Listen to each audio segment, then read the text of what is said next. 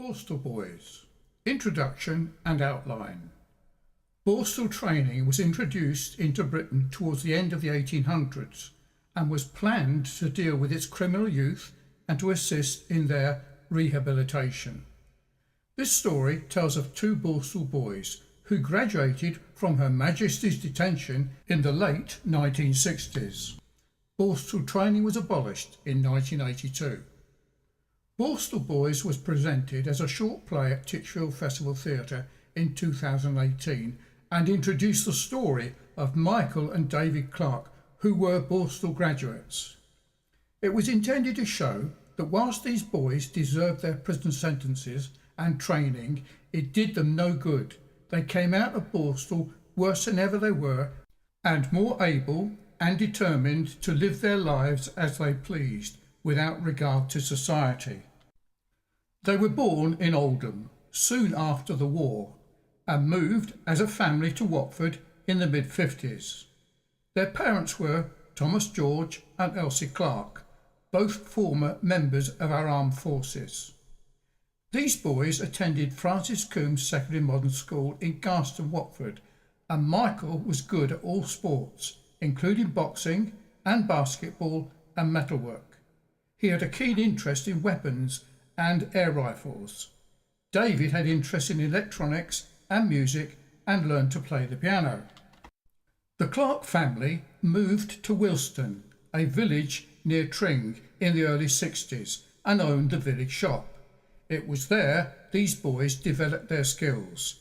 David learned about radios and amplifiers, and Michael made a knuckle duster in the metalwork class at his final year in school. David acquired a moped and would ride this for pleasure around a field in the village, but had to leave it in a field at night as he was not allowed to ride it home along the road. It was when some boys from the next village found the moped and took it that Michael decided to retaliate. He hit one of the boys with his newly made knuckle duster. For this crime he was sentenced to Oxford Detention Centre, a short, sharp shock for malicious wounding. David was unaware or didn't realise what it was all about and passed his time in the village learning about amplifiers, and with the help of a villager built a power amplifier using two PX4 valves in push-pull. It was during this time he stumbled across a shotgun in a farm building, and so he decided to take it, and after showing it to a neighbour in the village, he was warned by the village policeman not to do this sort of thing, and he returned it to its owner. On Michael's release from detention centre, he worked as a trainee carpenter in a company called Midwinters in Aston Clinton, but he soon gets into trouble again as he assaulted a policeman in a youth club in Tring and had to do another spell in Oxford Detention Centre.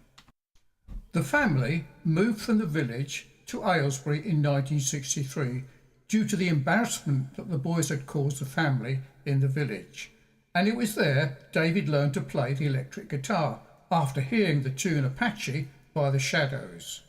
He decided he needed an amplifier for his guitar, so he stole a PA amplifier from the Catholic Church in Watford and squashed his conscience by remembering what his mum had told him, that the Catholics were wrong anyway, so as far as he was concerned it didn't matter. Whilst Michael was in Borstal, he was able to work with other lads from the Grange Secondary Modern School, and they formed a rock band and began to play in gigs in Aylesbury, in Aston Clinton and Tring.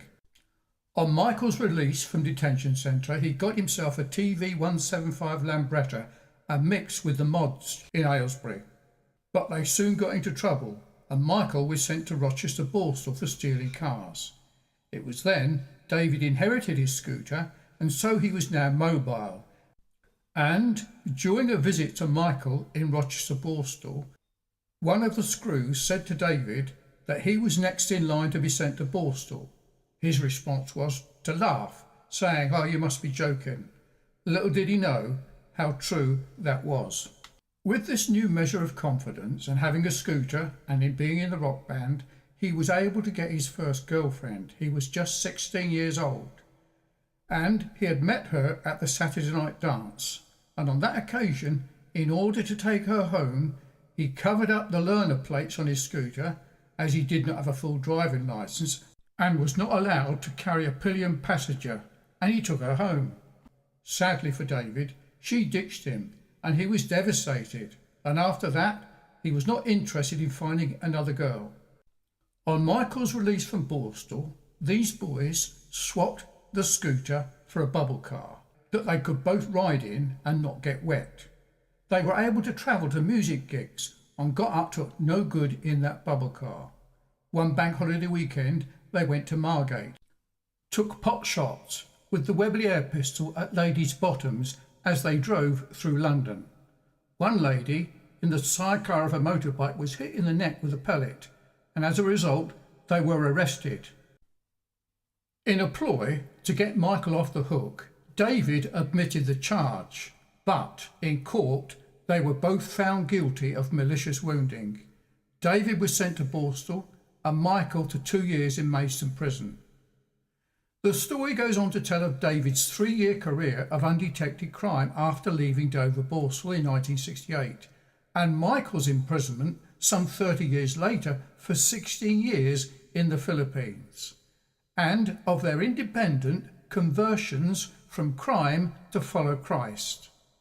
David's conversion took place during a bad trip on LSD in 1970, and Michael after 5 years of his 16-year sentence in prison in the Philippines in 1999. This book will be of help to anyone who wishes to witness the true effects of Christianity, and will direct anyone seeking to know the truth about life and what Christianity is all about. For those interested, click the link below to watch the short Borstal Boys. And if there is a director out there, we have the follow-on story called Borstal Boy, a punk rock opera that we need directing. Please Facebook me.